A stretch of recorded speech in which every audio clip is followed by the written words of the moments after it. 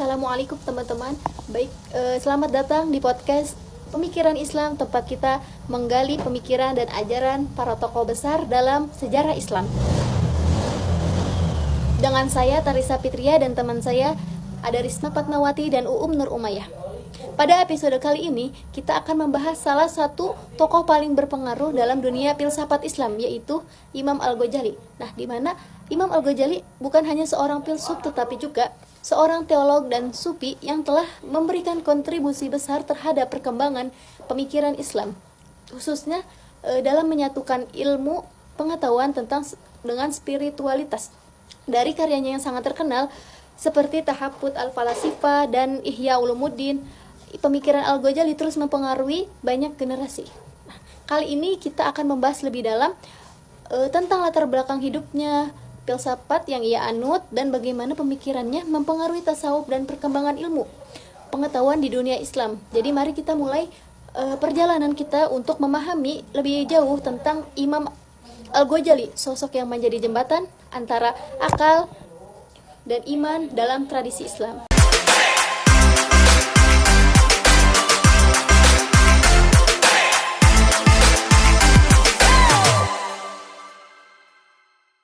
Assalamualaikum warahmatullahi wabarakatuh. Now loading. Selamat datang di podcast Ngobrol Santai Tapi Berat, tempat kita ngobrolin ide-ide besar dengan cara yang asik. Aku Risma dan aku Uum Nur Umayyah. Hari ini kita bakal ngobrolin sosok yang sangat berpengaruh dalam dunia filsafat Islam, yang pemikirannya masih sangat relevan di zaman sekarang ini.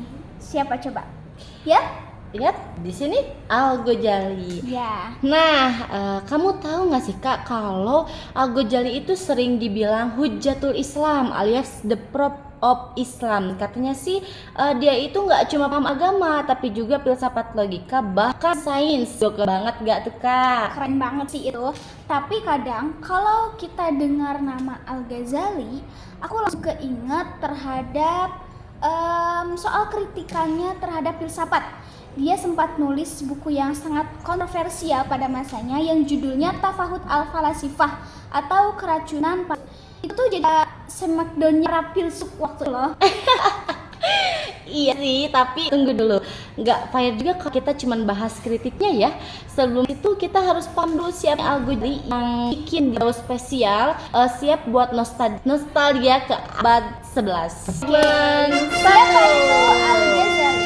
Oke nih, lahir di Turs, Persia yang sekarang di Iran sekitar tahun 1058. Al-Ghazali dari kecil udah pinter banget, dia belajar ilmu agamanya, logikanya, bahkan debat. Dia terkenal sebagai salah satu ulama yang paling jenius di masanya.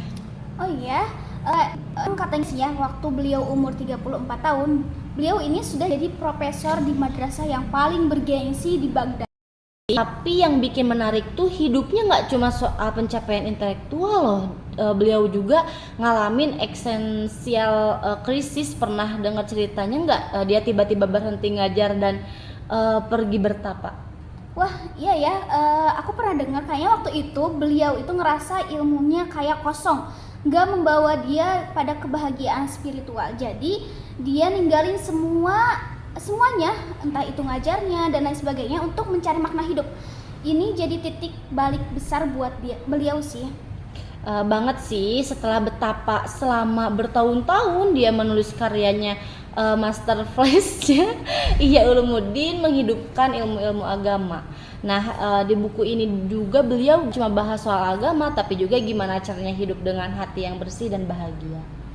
Oke, masuk ke segmen 2, Filosofi Al-Ghazali. Oke, sekarang kita masuk ke inti filsafat Imam Al-Ghazali.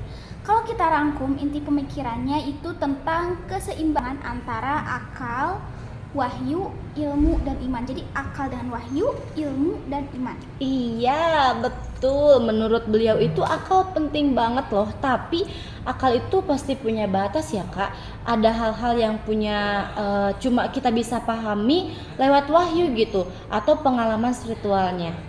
Oh ya, aku suka banget sama analogi beliau soal cahaya di bukunya Mishkat Al-Anwar atau Nice of Light. Dia bilang bahwa akal itu seperti cermin. Kalau cerminnya bersih, dia bisa menangkap cahaya kebenaran. Tapi kalau buram, ya buram deh.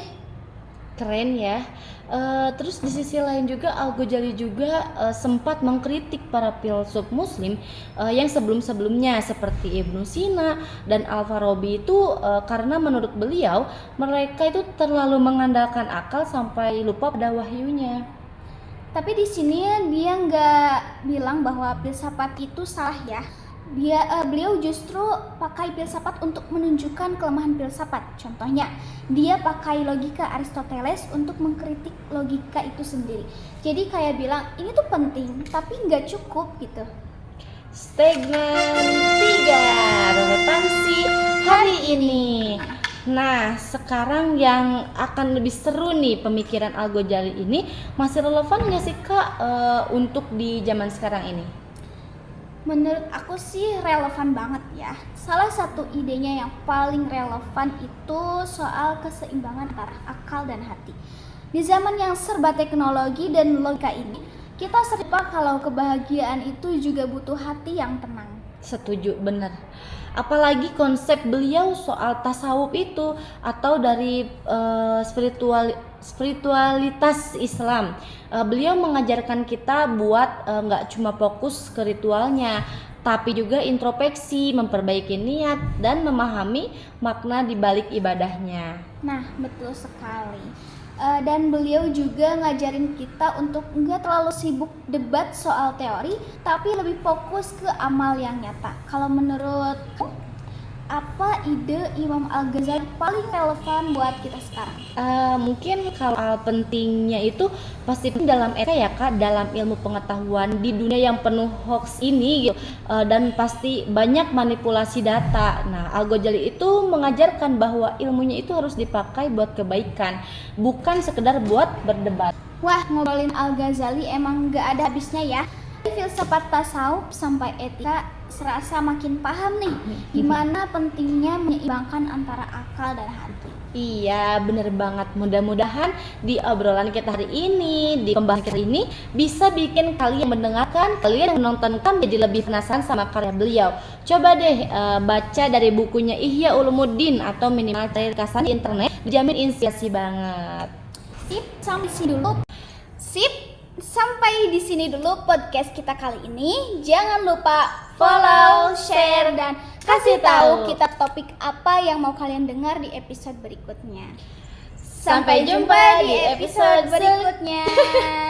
Berikutnya dan selanjutnya. Dadah, assalamualaikum warahmatullahi wabarakatuh.